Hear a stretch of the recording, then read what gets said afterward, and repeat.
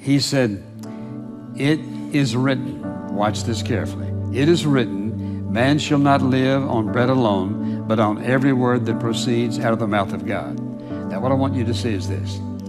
Jesus didn't have to come up with an idea of how to deal with Satan when he was tempted. 40 days he'd been listening to God, preparing for the ministry that God had called him to do.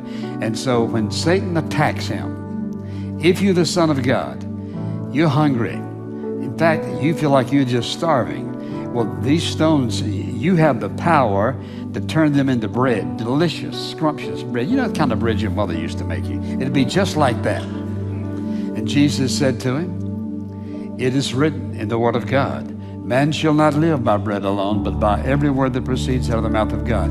Watch this carefully. Jesus had a plan. He had a plan for dealing with temptation, and the plan was you go to the Father. You go to the Word of God. What does the Word of God say? Now, Jesus already knew this. Paul came along right into the Corinthians, and he put it this way. No temptation comes at you, is taken you, but such as is common to man. We all have it. But God is faithful, who will not permit you to be tempted above what you're able to bear, but will make a way of escape.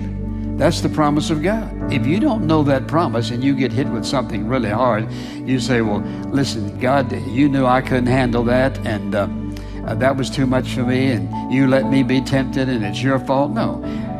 He says, go to the Word of God. It is written. What's written? It's written is this. God will not allow one of his children to be tempted or tried more than you are able to bear, depending and trusting in him.